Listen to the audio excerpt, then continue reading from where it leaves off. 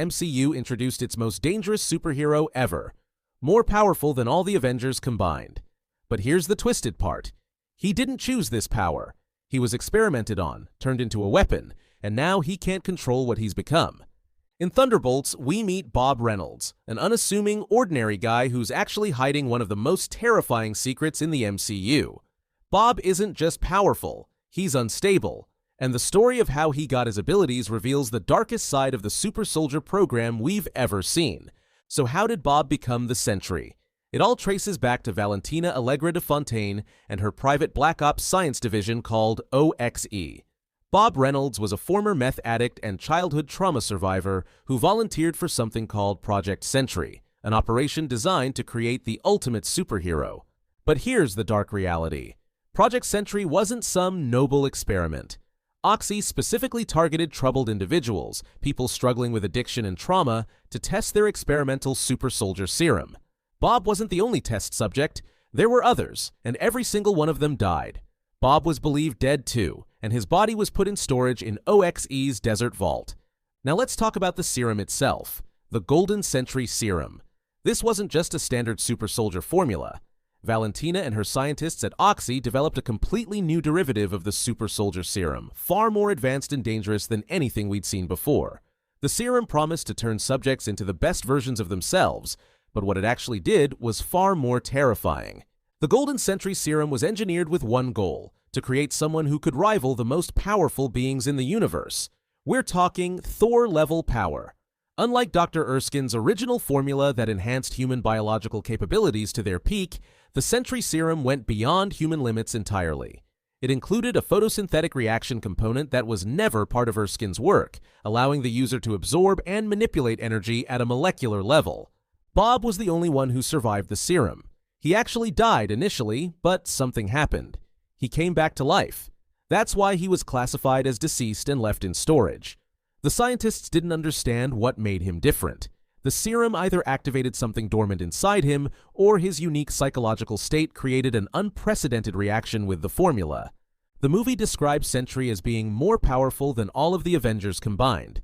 And that's not an exaggeration. Let's break down what this serum gave him. First, the obvious abilities: superhuman strength, speed, and flight. But that's just scratching the surface. Bob has enhanced senses that give him heightened vision and hearing, allowing him to predict what opponents will do and react almost instantly. We see this when he fights Ghost. He can sense where she'll phase in and out before it happens. But here's where it gets terrifying. Sentry has molecular manipulation abilities. During the Watchtower battle, he melts down John Walker's gun with just a touch, breaking down matter at the molecular level. It's not heat vision. He's literally controlling the structure of physical objects. This molecular phase shift ability is what makes him so impossibly powerful. He also demonstrates psychic abilities, including telekinesis in his first fight with the Thunderbolts, and telepathy when he touches Yelena, creating direct mental connections. And we can't forget his apparent invulnerability. The Thunderbolts throw everything at him and he barely flinches. But every enhancement came with a cost. The same serum that made Bob the Sentry also created his dark alter ego, the Void. And this is what makes him truly dangerous. The Void isn't just a separate personality. It's a destructive force that Bob can't fully control. When the Void takes over, Bob's powers manifest in completely different ways. The Void creates a black cloud that spreads across New York, seemingly disintegrating anyone it touches.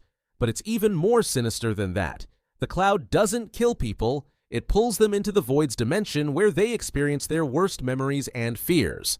This is the Void's version of molecular manipulation, reality shifting that weaponizes trauma and psychological torture. And here's the most unsettling part. When the Void recedes and the shadows retract, Bob doesn't remember what happened. He's a weapon that can activate at any moment, powerful enough to destroy everything, with no memory of what his other half has done. When the Thunderbolts assault the Watchtower and confront Valentina, she unveils Bob to them as Earth's mightiest hero. But that's not what he is. He's Valentina's manufactured superhero, the product of Project Sentry and the Golden Sentry Serum. The tragedy is that Bob Reynolds was a troubled individual, a former addict with childhood trauma, who became a science experiment. He was transformed into a being with godlike powers and a fractured mind. OXE succeeded in creating the most powerful enhanced individual in MCU history, but they also created someone who could potentially destroy everything. Sentry didn't get his powers through heroism or accident. He got them through experimentation, manipulation, and the ambition of people who wanted to play God with the super soldier serum. Valentina and Oxy took vulnerable people, experimented on them until they died, and the one who survived became something no one could control. And now the MCU has to deal with the consequences. If you enjoyed this breakdown, drop a like and subscribe for more interesting videos. Share it with your squad so they don't miss out.